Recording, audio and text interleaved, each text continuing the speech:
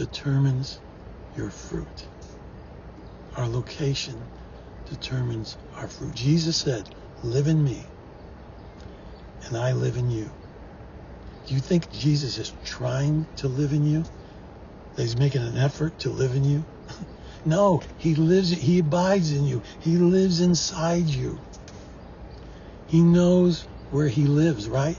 And he wants us to know where we live in him. This is incredible. The same word for Christ in you is the same word for you in Christ. It's the Greek word, en, spelled E-N. And it means inside, within, not next to, within. Figuratively, in the realm of, in the state in which something operates from the inside. Within. It means remaining in, mingling in, staying in, continuing inside. Wow. Now the branch can produce how much fruit apart from Jesus? Bingo, zero. Zero. So if we don't abide in the vine, we produce zero fruit. He is saying there is no way to produce fruit if you're not located in the vine. One with the vine, in Christ. He that abides in me and I abide in him produces much fruit. So let's take a minute and notice the contrast here. What is the contrast of abiding in Christ? It's being apart from him.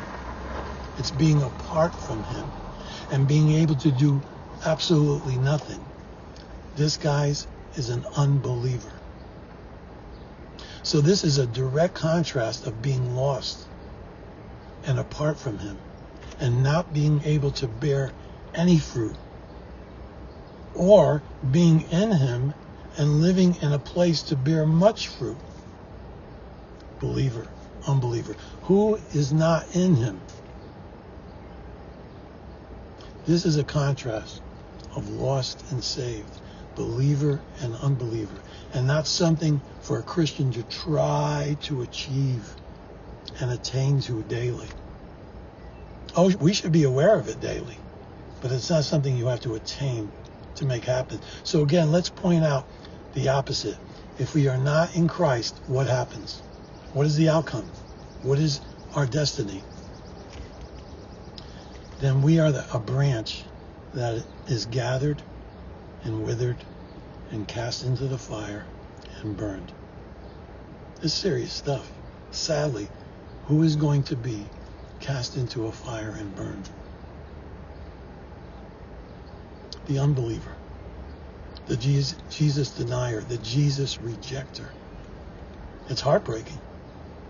So all Christians have choices. We all have choices to make daily. Choices to trust God, to love God, to depend on God, to walk in love, to renew our minds to the Word of God that says that you abide in Christ. You live and remain in him, and he lives and remains in you. This is permanent. This is rock solid. This is forever. It's glorious and it's awesome. So this is a contrast of lost and saved. There is no condemnation to those who are location inside Christ Jesus, within, remaining in. 1 Corinthians 1:30, it says, it is because of him, because of God, that you are inside Christ Jesus, who has become for us wisdom from God. That is our righteousness, our holiness, and our redemption. Praise his name. We don't have to try to get in Christ Jesus. God put us there. He put you there. You and I already abide there. It's our holy location, our only location as followers of Jesus. We had nothing to do with it. It's God's doing, not your doing, not my doing. This is the magnificence of the good news. God put us in this new location, taking us out of Adam and placing us inside, into Christ. Out of the old self, into the new self, into the new creation.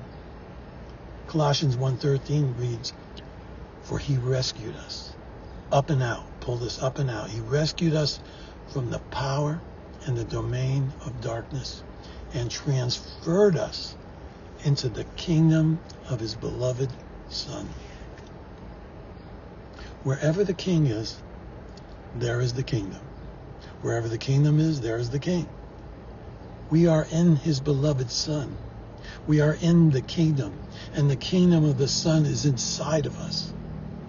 We don't have to look for it here or there. We don't have to try to get into the kingdom. We don't have to try to abide in the kingdom, because we already live inside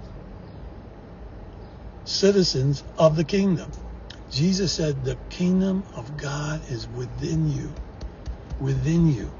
He was talking about a time when all believers would have a revelation of a reality of Christ in us, and us in Christ, through faith and trust in him.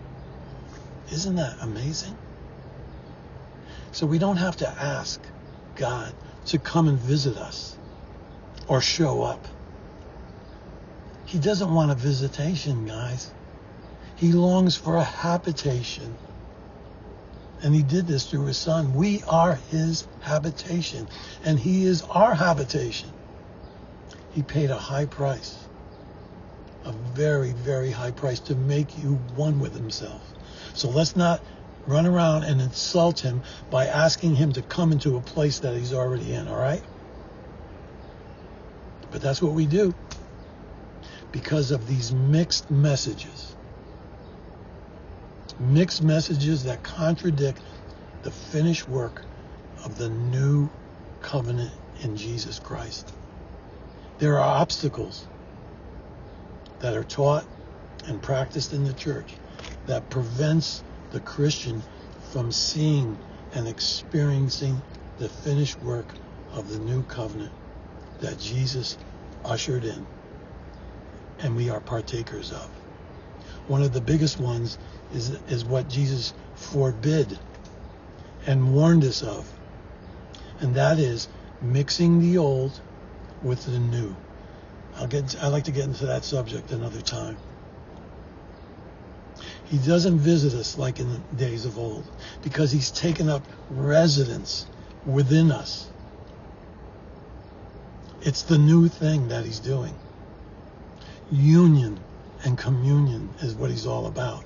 This has always been his plan, his heart's desire for you to live in him and for him to live inside you, just as it was before the fall.